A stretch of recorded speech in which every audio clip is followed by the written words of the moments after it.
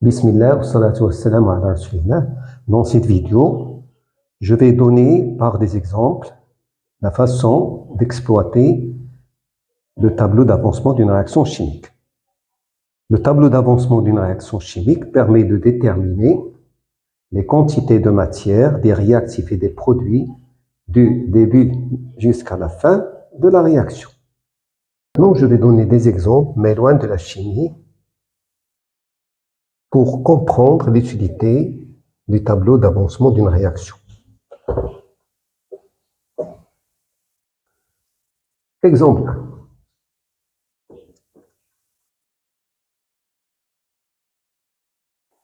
J'ai des carreaux au nombre de 1000, des disques au nombre de 300 pour construire un objet en associant un disque à un carreau. Bien entendu, il me faut de la colle. J'ai 0 objet au début. Après 1 heure, je construis 100 objets. Il me reste 300 moins 100. Ici, 1000 moins 100, ça fait 900. Ici, ça fait 200. À 2 heures, je construis 200. Ici, il reste 100. Ici, il reste 800. À la fin,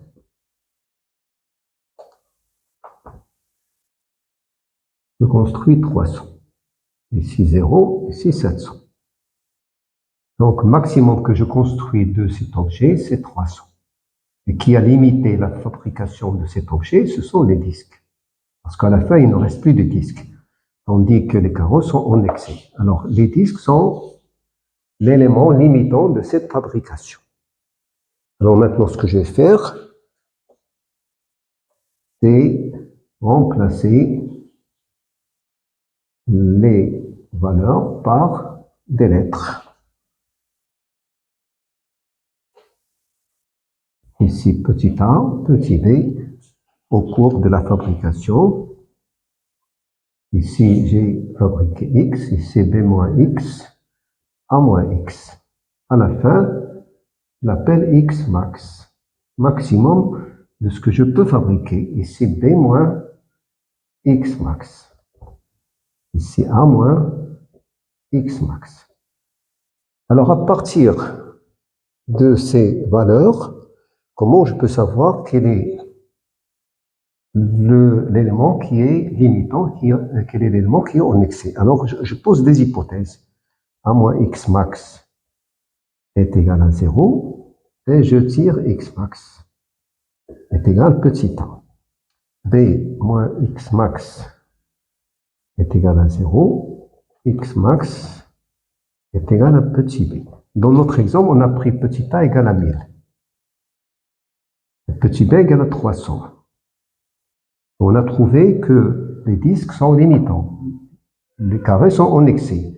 Alors on voit que x max pour les disques, c'est 300. Il est inférieur à x max pour les carreaux. Exemple 2.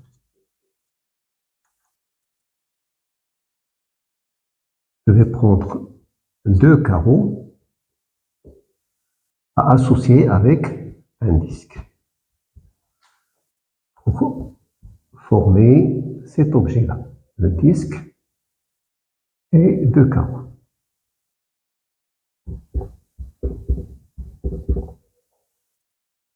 Au début,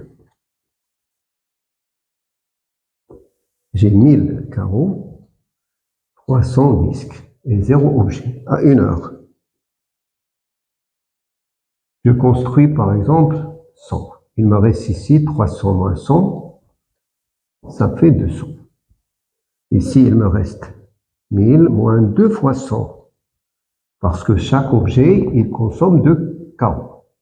Et ça fait 800. Et si je construis 300 objets, ici il reste 0. Ici 1000 moins 2 fois 300, il reste 400. Ça, c'est à la fin. Donc, qui a limité la fabrication de cet objet? C'est les disques. On dit que les carreaux sont toujours en excès. Voyons maintenant à partir de l'étude avec les lettres A et B. Alors, je pose ici A, B, ici A au cours.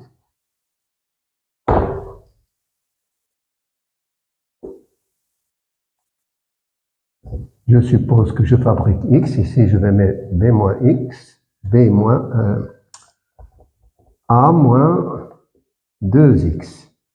Ici, X max, B moins X max, et A moins 2X max. Alors, toujours des hypothèses pour savoir qui va limiter la fabrication. Est-ce que les disques ou les carreaux? Alors, je pose B moins X max est égal à 0. Et je tire X max est égal à B. Je pose A moins 2X max est égal à 0. X max est égal à A sur 2. Revenons aux valeurs 1000. 1000 sur 2, ça fait 500. B égale à 300, donc X max égale à 300. Alors, dans notre exemple, lorsque B était égal à 300 et A à 1000, les disques sont les éléments limitants à cette fabrication. Et on voit que X max pour les disques est égal à 300, il est inférieur à celle pour les carreaux. Donc, qui limite la fabrication de cet objet? C'est l'objet pour lequel X max est la plus petite valeur. On va maintenant traiter des exemples où on utilise le tableau d'avancement d'une réaction. On écrit l'équation de la réaction, on dessine un tableau comme le suivant. Cette ligne, c'est l'état initial. Cette ligne, c'est pour l'état intermédiaire. Cette ligne, c'est pour l'état final de la réaction. Cette colonne, c'est pour ce réactif. Cette colonne, c'est pour le deuxième réactif. Cette colonne, c'est pour ce produit. Et cette colonne, c'est pour le deuxième produit. L'avancement de la réaction est écrit dans ces cases. Première chose à faire, c'est équilibrer l'équation. On voit ici qu'on a un atome de carbone. Donc, pour les atomes de carbone, c'est équilibré. Pour l'hydrogène, on a 4 atomes d'hydrogène, alors qu'ici, qu'on n'a que 2. Donc, je vais multiplier par 2 de ce côté-là. Pour l'atome d'oxygène, on a 2 atomes d'oxygène. 2 fois 1, ça fait 2. Ça fait 4 atomes d'oxygène de ce côté-là. Alors qu'ici, on n'a que 2. Donc, je vais multiplier ce composé par 2. Maintenant, l'équation est équilibrée. Supposons qu'au départ, on a une quantité de matière, un nombre de mol N1 de ce réactif, un nombre de mol N2 de ce deuxième réactif, et 0 pour ce produit, 0 pour ce produit, parce que la réaction n'a pas encore commencé. L'avancement dans ce cas-là, à l'état initial, c'est 0. À l'état intermédiaire, l'avancement, c'est X. À l'état final, X maximum. X max. Alors, CH4, au départ, on a N1. Il réagit X. Donc, il reste N1 moins X. Au départ, j'ai N2 mol d'oxygène. Il réagit 2X parce qu'il y a un coefficient 2 ici. Donc, on va mettre N2 moins 2X. Il se forme X. Ici, 2X. Pour X max, on écrit N1 moins X max. N2 moins 2X max. X max, bien entendu, 2.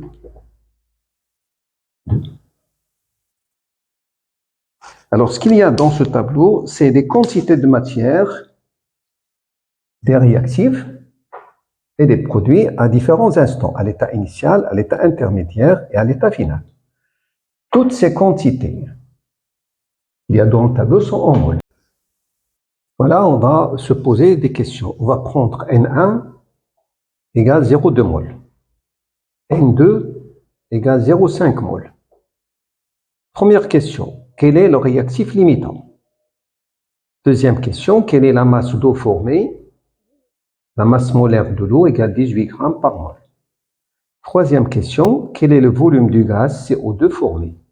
Dans les conditions où le volume molaire est égal à 24 litres par mol.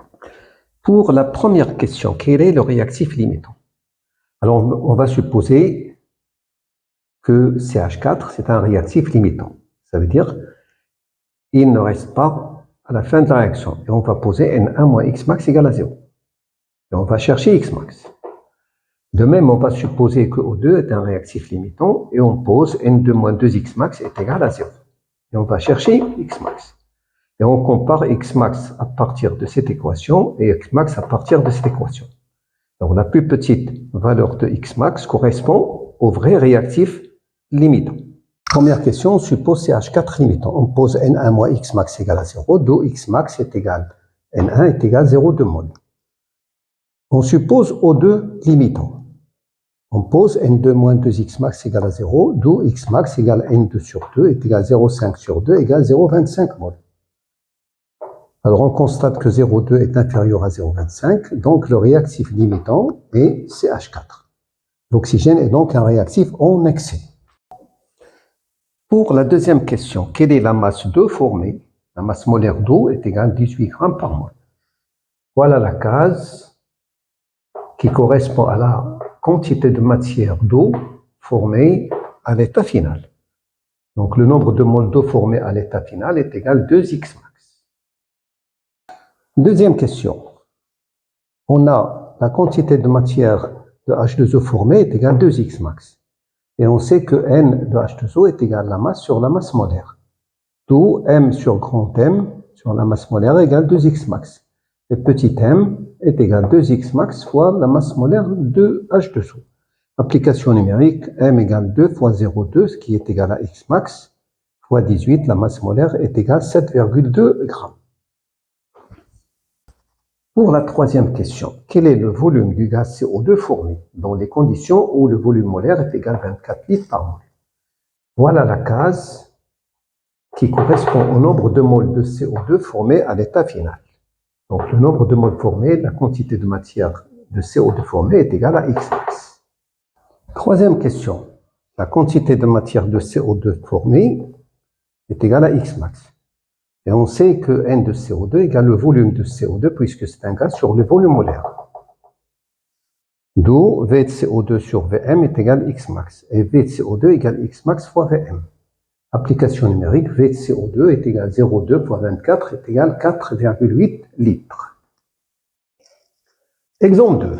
On fait réagir un mélange stoichiométrique contenant une masse M1 d'oxyde de cuivre 2, CuO, et une masse M2 de carbone, C, pour obtenir une masse M égale 6 grammes de cuivre, Cu. Avec le cuivre, il se forme le gaz CO2. On note N1 et N2 les quantités de matière respectivement de CuO et de C, à l'état initial. On donne en grammes par mol la masse molaire du cuivre 63,5, la masse molaire d'oxygène 16 et la masse molaire du carbone 12. Première question, dressez le tableau d'avancement de cette réaction. Deuxième question, montrez que N1 sur 2 est égal à N2. Troisième question, calculez Xmax. Quatrième question, calculez M1 et M2. Une remarque, pour le mélange stoichiométrique, tous les réactifs disparaissent en même temps. Première question, on va dresser le tableau d'avancement de cette réaction. On va remplir ce tableau, mais avant, il faut équilibrer l'équation. Alors on voit ici un atome d'oxygène, ici 2. Donc on va multiplier ici par 2. 2 atomes de cuivre, alors qu'ici on a 1. Donc il faut multiplier par 2 ici. Pour le carbone, un atome de carbone, l'équation est équilibrée. Maintenant on va remplir le tableau. L'avancement à l'état initial, c'est 0. À l'état intermédiaire, c'est X. À l'état final, c'est X max. On a utilisé une quantité de CuO. C'est Na. Celle du carbone, N2. Ici, 0, 0. Au cours de la formation, il disparaît 2X. À cause de ce 2 fois X, c'est la quantité qui disparaît. Donc, il reste N1 moins 2X. Ici, il disparaît X. Il reste N2 moins X. Ici, il se forme 2X. Ici, X. Pour X max, on écrit N1 moins 2X max. N2 moins X max. 2X max. X max. Deuxième question. Montrer que N1 sur 2 est égal à N2. Pour la deuxième question, on va trouver la relation entre N1 et N2. Alors, on a dit que le mélange est stéchiométrique, ça veut dire que ces deux réactifs sont limitants. Ça veut dire que N1 moins 2X max est égal à 0, N2 moins X max est égal à 0. Alors, on écrit N1 moins 2X max est égal à 0. Non, d'où N1 est égal à 2X max et X max est égal à N1 sur 2. N2 moins X max est égal à 0, d'où X max est égal à N2. Alors la valeur de X max à partir de cette équation est la même qu'à partir de cette équation. Donc on déduit donc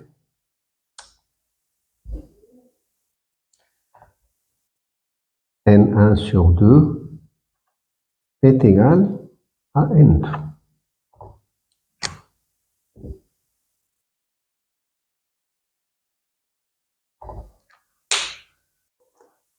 Troisième question, calculer X max. De même, on va utiliser le tableau d'avancement pour calculer X max. La donnée qu'on possède, c'est la masse de cuivre formée. Pour la troisième question, on demande de calculer X max.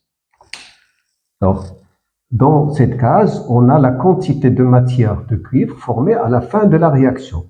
Donc, N de cuivre formé à la fin de la réaction est égal à 2X max. Le texte, il donne la masse de cuivre formée.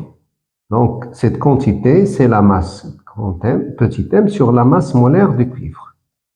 D'où X max est égal à petit m sur 2 fois la masse molaire de cuivre.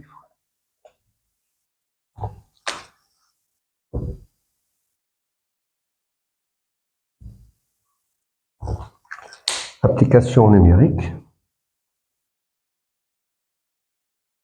X max est égal à 6 grammes sur 2 fois 63,5 est égal à 0,047 mol.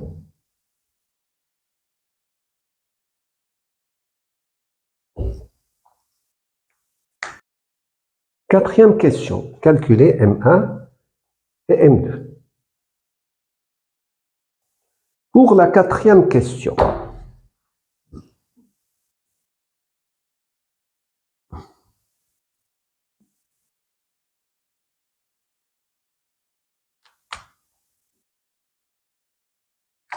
on a, pour la case de CuO, N1 moins 2X max. Et puisque ce composé est limitant, on écrit N1 moins 2X max est égal à 0. D'où N1 est égal à 2X max. Or, N1 est égal à la masse M1 sur la masse molaire de CuO. Donc, M1 est égal à 2X max fois la masse molaire de CuO.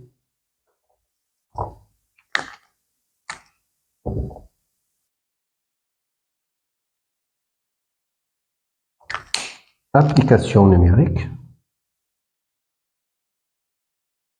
M1 est égal 2 fois 0,047 fois 63,5 plus 16 est égal.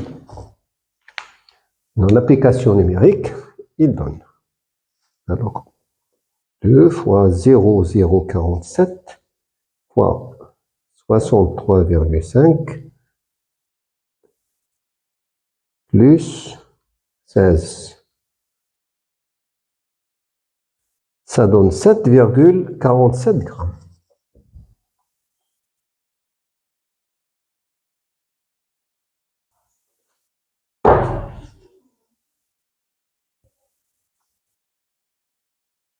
Pour la masse M2, on va dans la case du carbone. N2 moins X max. Et puisque le carbone est limitant, on va écrire N2 moins X max est égal à 0. D'où N2 est égal à X max. Alors la quantité de matière du carbone, c'est la masse du carbone, M2, sur la masse molaire du carbone. D'où donc M2 est égal à X max fois la masse molaire du carbone.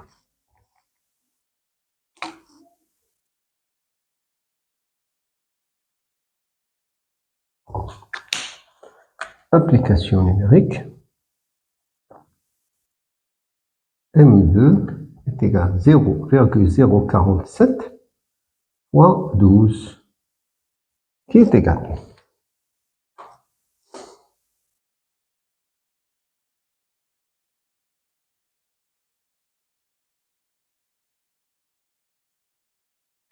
Presque 0,56 grammes.